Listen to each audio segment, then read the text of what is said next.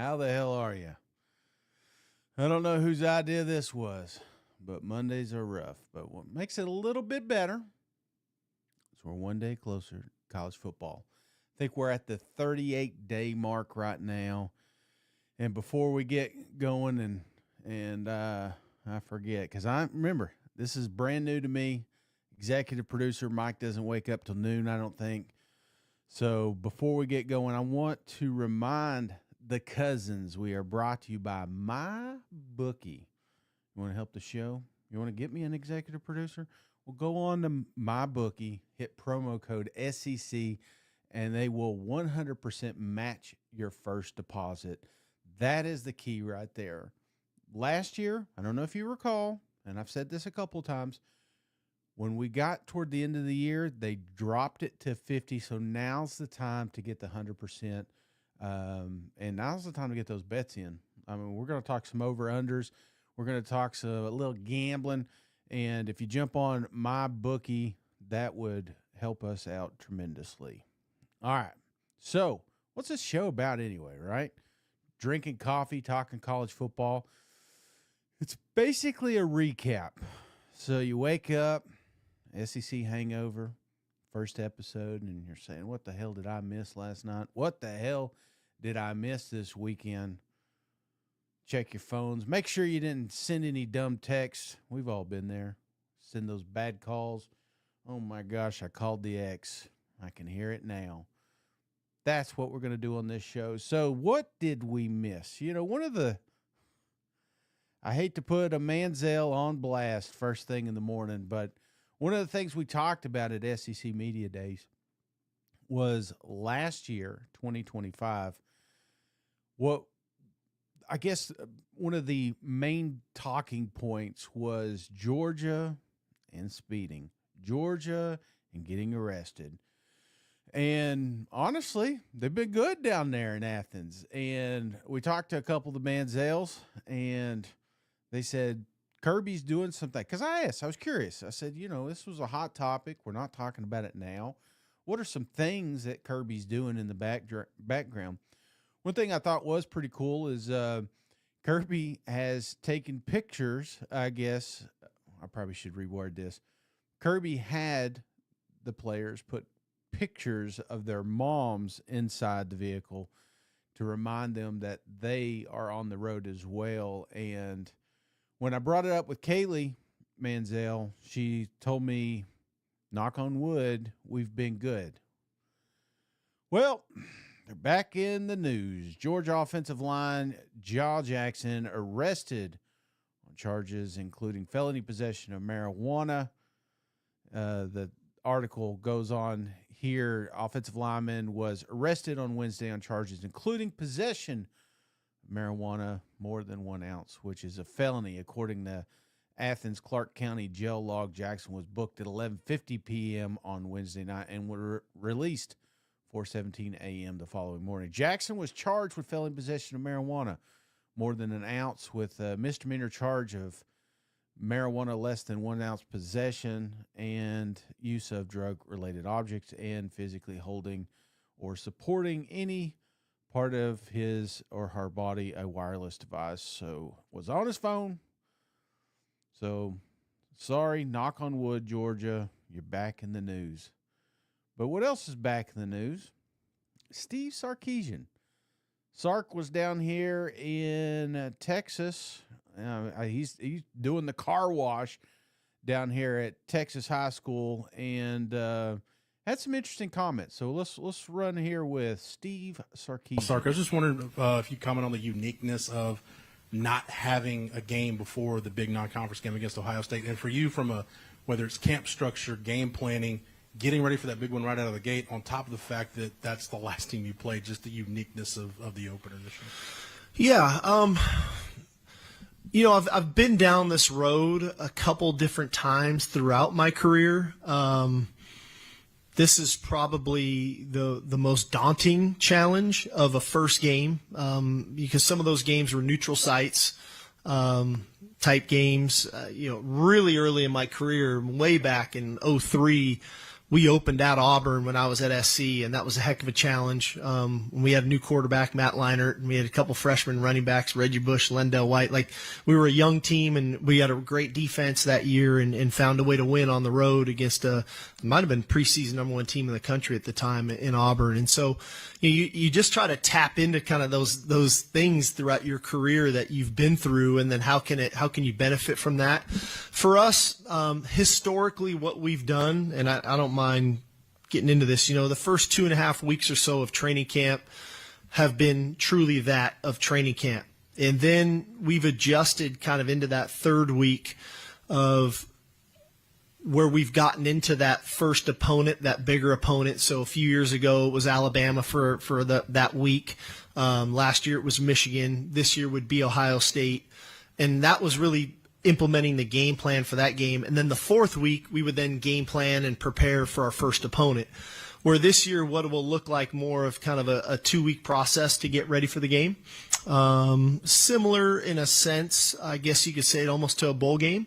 But yet the reality of it is probably a little more physicality, a little more opportunity to tackle and to do those things to make sure that you're sharp. That's always right. What are your biggest concerns going into a game? Your first game is A, tackling, that you make sure you can get people on the ground. B, ball security, that your ball carriers are used to being tackled, all right, so you're not giving up short fields. And then 3, dealing with performance anxiety, for some of the players who it's their first time on that stage, that they're ready to perform. And so if I can put them in some of those elements, as well as, the staff putting together a good game plan, and then we can get up there and go cut it loose and go play. Well, obviously one of the marquee games will be week 1, Texas, Ohio State, and kind of a lot of great games. And this is the one that I feel like everyone has circled as the biggest game, and rightfully so. I mean, this could be potential national championship game later in life here. But I think it's also important to note, because Texas does get a bad rap about their scheduling. Nobody wants to play Ohio State, and didn't run from it. Obviously this is a marquee game, but more important, I think, is if Texas is going to make that ultimate run, starting out with Ohio State, I mean, name a better game. Even if you lose, Texas wins. And the main thing for me, obviously, will be Arch Manning, kind of to see, is he the big deal? Arch Mania, is it legit? You know what else? You know what is legit? And I'm sorry, I'm not good with the sounds yet. Going to have to work on that. But Unwavering Disciple, cool name. Welcome to the family. Sorry, morning. I ain't had enough coffee to get to the yelling part yet. Johnny, Utah coming through. Come on. Gifted 5. See, this is not what I was prepared for. I didn't think anybody'd show up. I thought I could just ghost or post and ghost, as they say, but I appreciate you guys showing up, and I want to give the cousin a proper shout out here. So let's get on here. Bear with me.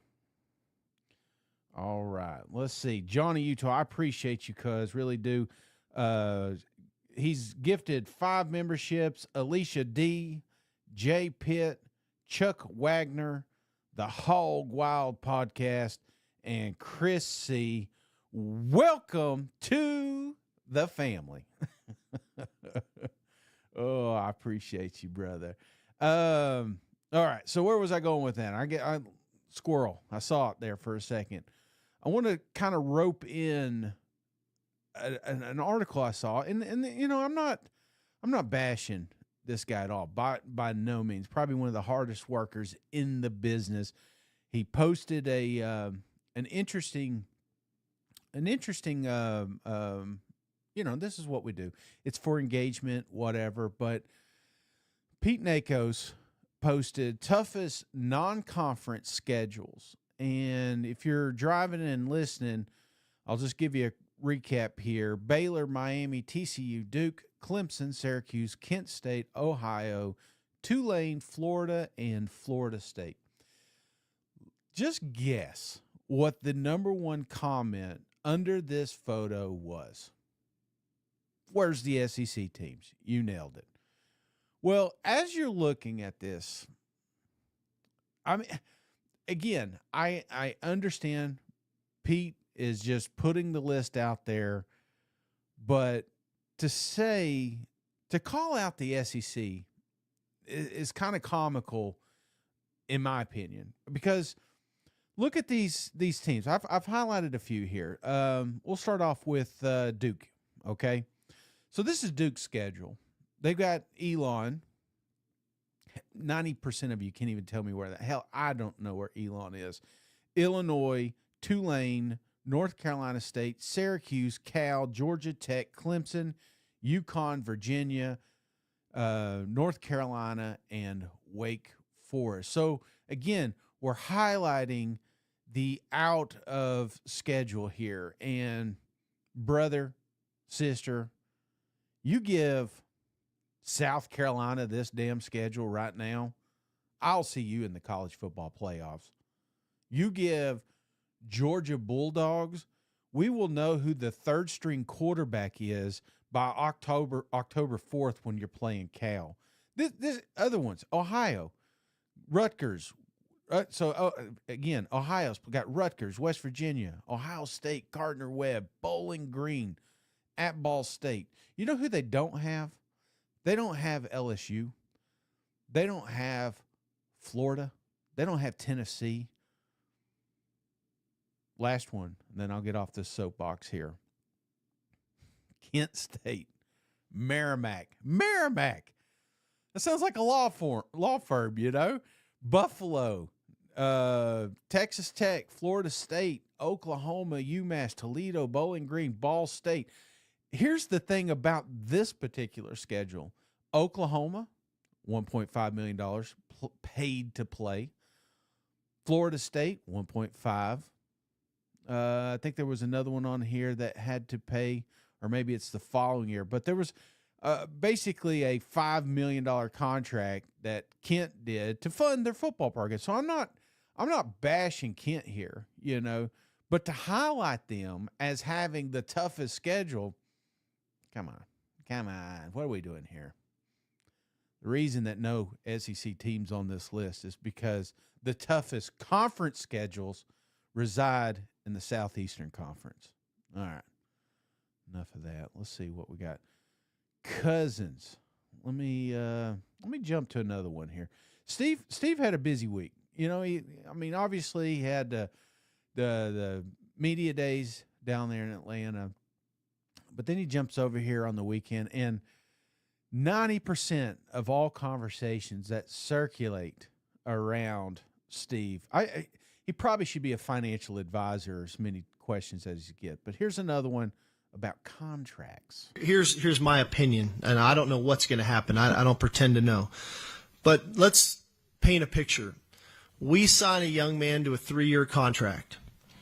That should mean, in my opinion, if he's on a 3-year guaranteed contract, that he has to stay at my university for 3 years.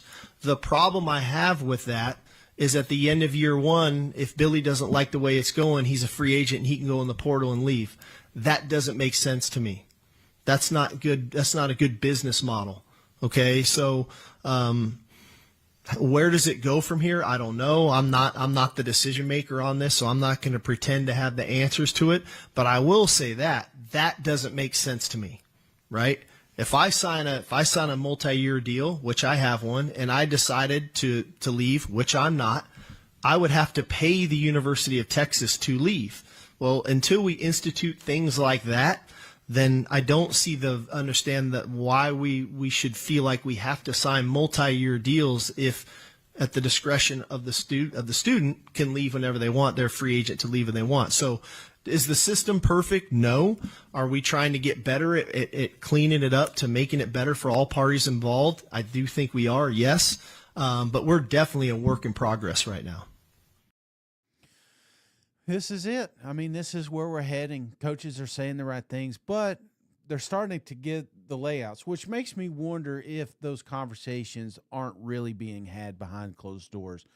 Contracts, I think, is ultimately the decision we're going to make, but, you know, at the end of the day, I got these. Here's the thing.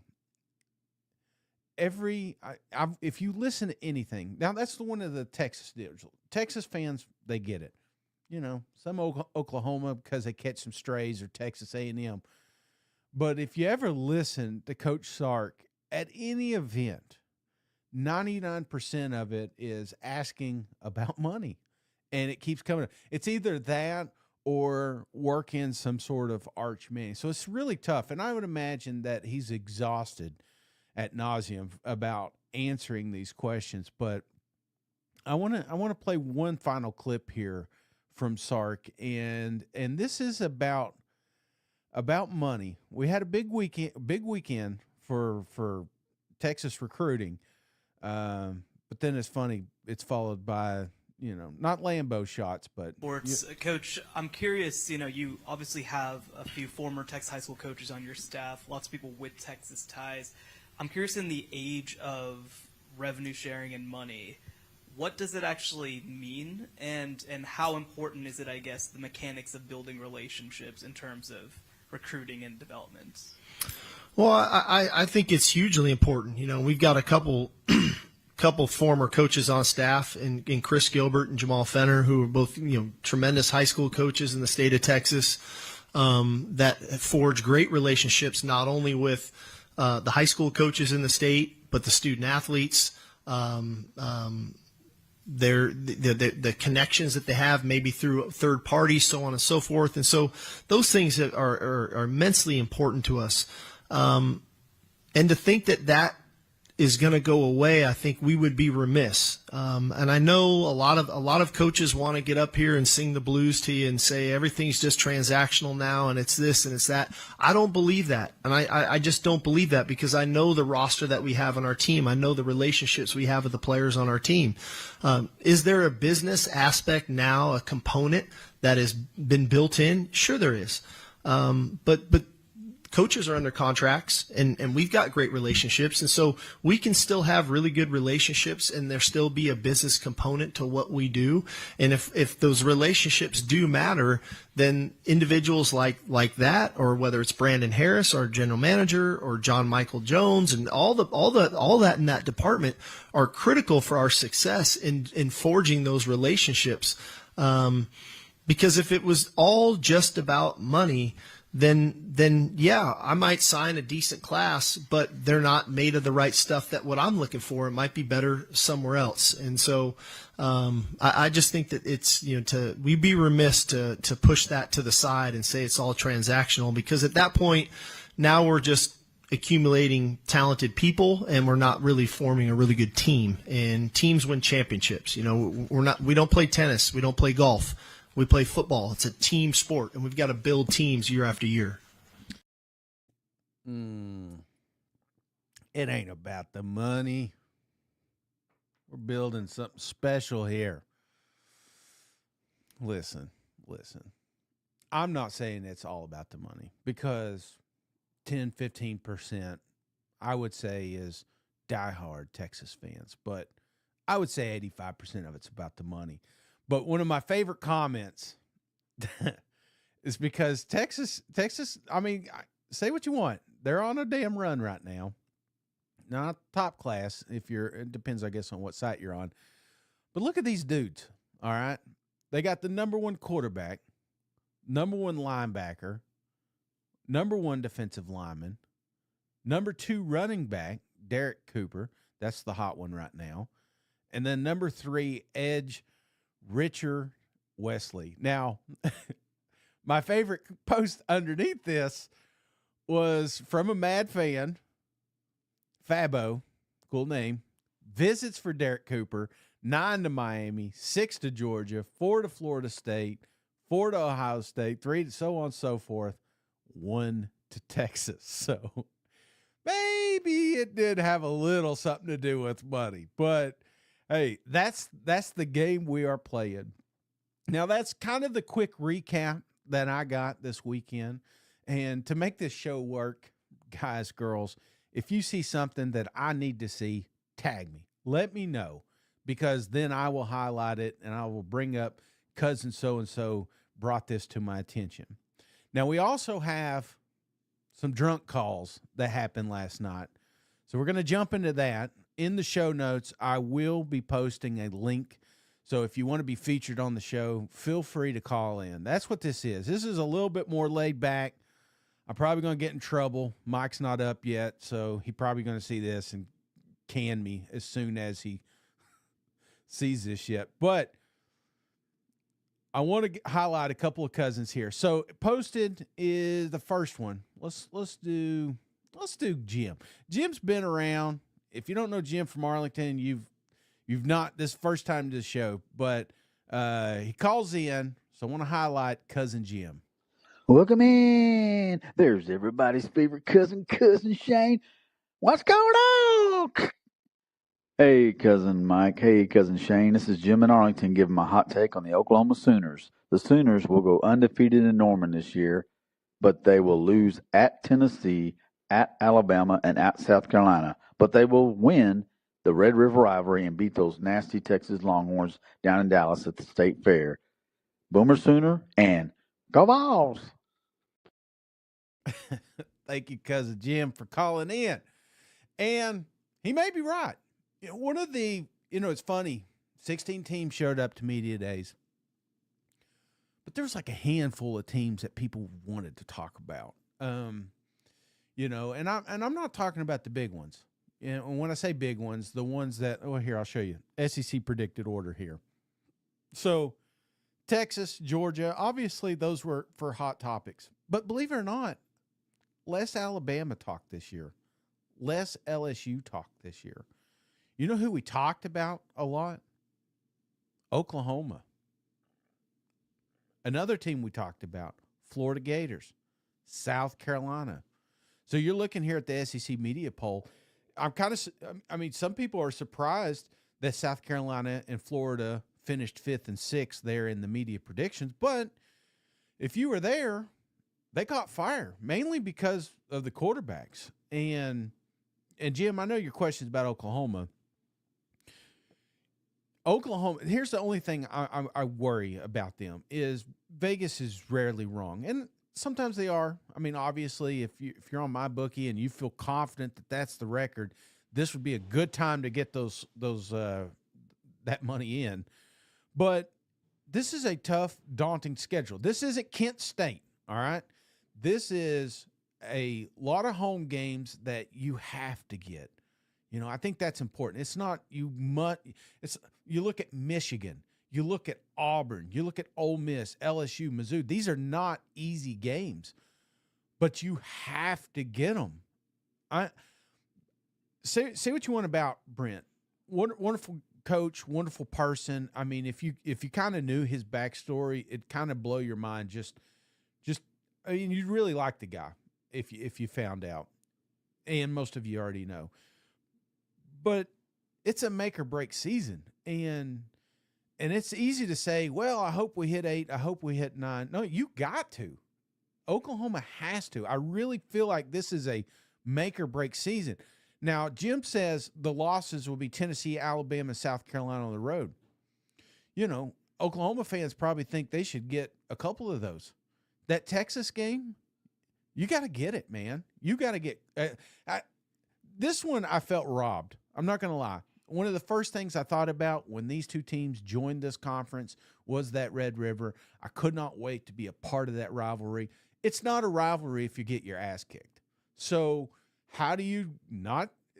I'm watching highlights. We're 38 days away from SEC football. There's been several highlights I've used of Oklahoma beating Texas. It happens. SEC fans, however, don't know it. They will. They will soon enough. I think the balances will come back here. But at this moment, at this current juncture, you've got to have some sort of life. Win the home games, maybe the Red River. I like the gusto, but yeah, I feel like this is why people are talking about Oklahoma, mainly because it's time to put up or shut up. So, sorry, coffee's kicking in now. Let's go to cousin Michael. Cousin. Hey, because it's Michael Lynn down here in Columbus, South Carolina. Listen, if the SEC and the commissioner want to go to 9 games, well, then cut off one of these mid-major teams or whatever and add one of the traditional rivalries. Hear me again. Traditional rivalries like Georgia, South Carolina. There's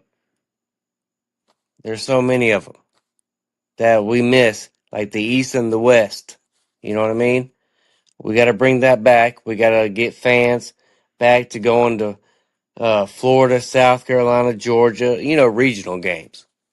And I'm sure the West is like that too, but I'm more of a South Carolina fan that is used to going to Athens or Florida, Gainesville, Knoxville. So how do we get back to that? My proposal is if you are going to add 9 games, then why not add a traditional rivalry? I appreciate you calling in, cuz, and you're right. I do think that we need to get some of these games back. And if you've looked at the 9-game setup, I think you'll have it. You'll have some. You can't get them all. It's impossible. But the nice thing about 9 is if we go to a 9-game schedule, you'll have your 3, permanent rivals, if you will. So those could be the Georgia, South Carolina. That could be a South Carolina, Tennessee, maybe. That obviously that's not in concrete right now, but those will become permanent rivalries and will be awesome games to watch. Long as we reserve the ones we all enjoy, obviously. But the best thing for me, in my opinion, is when we go to this 9-game is, okay, say we don't have South Carolina, Tennessee. We will next year. You know what I'm saying? There's going to be a rotation. So every other year, you're going to face a team that I think the biggest question here, or the biggest, I guess, it's, I hate hearing the word guaranteed college football playoffs and all this bullshit, but let's face it. Let's just be real for a second. A 9-3 South Carolina didn't get in last year. I'm referencing Kent State again. Kent State, if they lost to, let's not forget Kent State for a second. Let's go up to Indiana. If they had LSU, if they had Ole Miss, and if they had, who was the other one with South Carolina? I'm drawing a blank here. Alabama, another college football playoff fringe team.